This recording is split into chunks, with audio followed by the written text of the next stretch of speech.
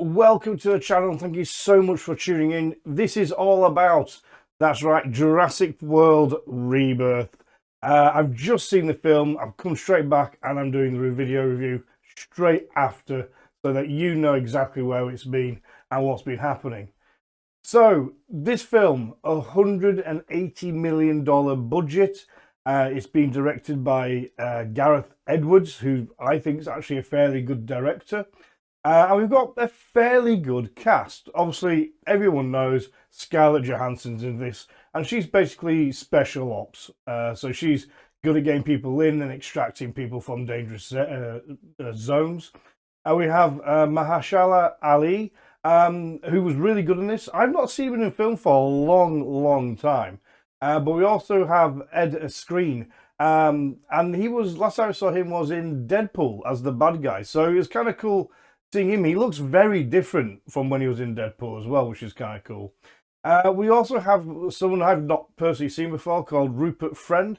He plays Martin Krebs, and he works for Park Genex.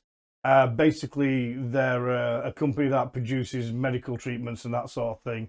A pharmaceutical company, if you will.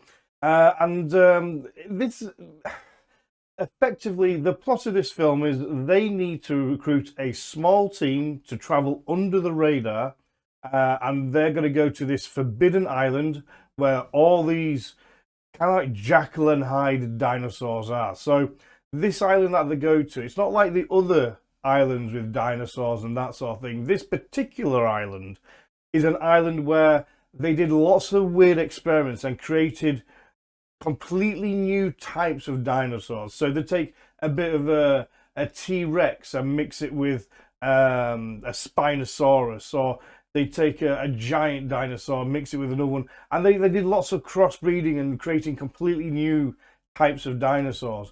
Some people were too afraid to look at, some that just didn't come out very well, and they all just put them on this one island.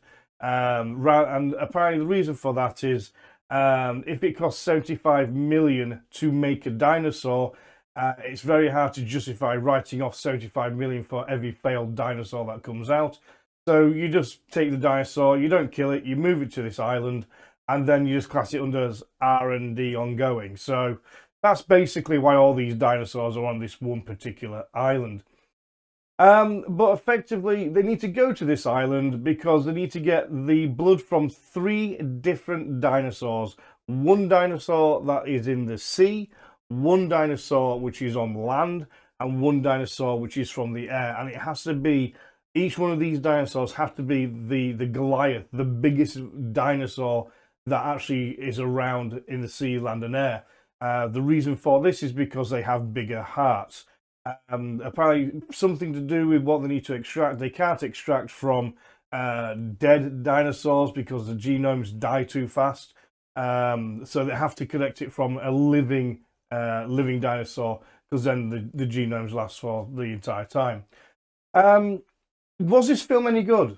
I'm going to say, yeah. If you're wanting to go with yourself, or go with your friends, or go with your family, and you're just wanting to sit down in a nice big comfy chair, popcorn in one hand, drink in the other, turn your brain off, and just go in and watch this film, you know what? Yeah, it's a good film. I definitely give it a solid 6, maybe a 7 out of 10. It's definitely worth the watch.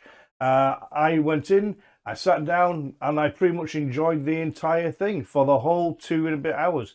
It's just over 2 hours, maybe 2 hours, 5 minutes, something like that. But it was a good film. Could it be better? Yeah, I think they could have done some things that it was better. Could it be worse? Well, they have done worse already, so there you go. I have always been a big fan of the books. I've also enjoyed the original Jurassic Park films, 1, 2, and 3, and I've enjoyed the new iteration, which is the Jurassic World films that they've done. I wasn't a huge fan of the last one. And the one before that wasn't particularly great, but in overall, the mindless, harmless fun. So let me see.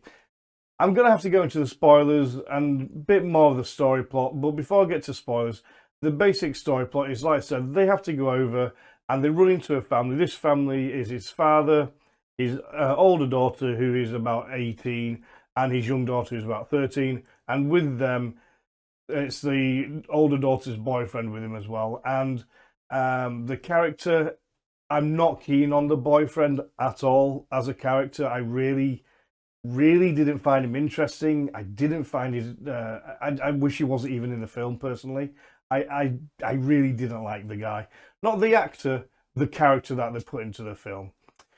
Effectively, the father's traveling from one side to the other side, traveling from one island to another island, and the Motosaurus basically rams the boat for some reason. I don't know why, and they get capsized.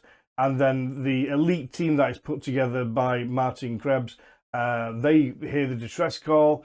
They know that's the area where they want to find the Motosaurus, so they change course and go off to try and get the Motosaurus, to get the blood from the Motosaurus. And that sort of thing. So from this point on, I'm going to go into spoilers.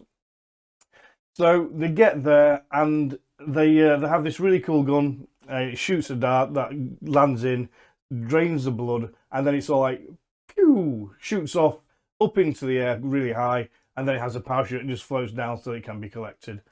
And yeah, that's what they do. They turn up, they save the family off the boat, and then they collect that specimen. And then it's a dash back to the island. As they're dashing back, they're getting chased by the Motosaurus and two other types of dinosaurs with big fins. Few people get eaten. One of the people that gets eaten is Ed Skrein, which I was very shocked at. I did not expect him to get eaten because, well, he's a fairly well-known actor, and I assumed he was going to be in the film for the majority of it. But nope, he got eaten. He's gone.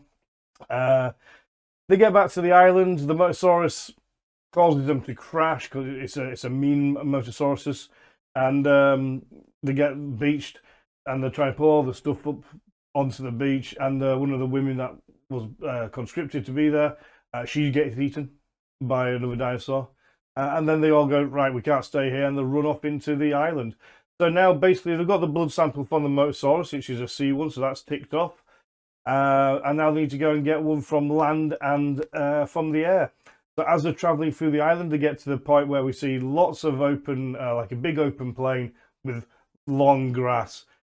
And every time, we see this a lot in the Jurassic Park films, and every time we see the long grass, in the back of mind I hear the guy from the film going, don't go into the long grass, not the long grass, because all the raptors came in. I think that was the second Jurassic Park film. But they go in and they find these gigantic Titanosauruses. I think you pronounce it that way. And they're the ones that have huge long necks and huge long tails. And there's these two that are like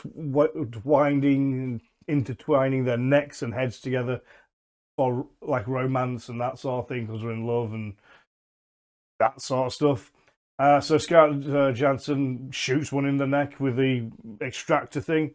So then they've got the second blood sample. So far, yeah, they've lost a couple of people, but they've got two of the samples, and we're about halfway through the film.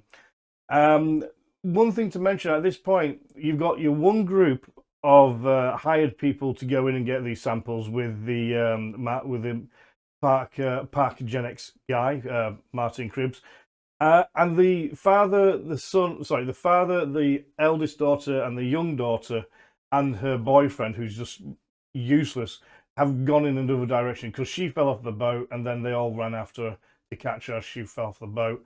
So they've made it to shore, and they're making their way basically to a base at the other side of the island. And this group are also making their way to the base at the other side. So they're all basically making their way to the same place. I'll be honest, I really don't see the point of having the family in this film. It was really pointless. They could have just, because they had a tracking beacon for the Mosasaurus, they knew where it was. So it would have been better to just ignore, cut out the whole fact, cut out the entire bit with the family, just have this team go after the Mosasaurus, catch it, do what they need to do, go to the land, and just carry on. But we have this family to contend with, and just as things are going okay on this side, and it's interesting, we bump back over to the family, which is boring and dull, and it's just not really anything of interest is going on. At one point, It's late at night. The father and his two daughters are sleeping on this inside of this tree area, and the boyfriend's like, "Oh, I'll stay up and I'll keep an eye over you, but first I'm going to go over for like an hour over here to have a wee, which is going to take me like 10 minutes." I mean, this guy was having a wee for like 5-10 minutes. It's a long wee, and he's just stood there having a wee, and behind him there's two raptors about to jump on him. And just as one of the raptors jumps on him, this new type of flying raptor bird swoops down and catches a raptor and beats the other one up. So one gets carried off and one runs away. And then he carries on peeing because he's like, "Oh my god, didn't need to be in the film." Yeah, at all. We get to see these raptor birds later on near the end. So they're all making their way over. On the way, they stop and they're at the top of this huge cliff, and they've roped down to the nest. And this is one of the weird things. They said they needed the blood, and they needed the blood from the dinosaurs with the biggest hearts because it gave them the best results.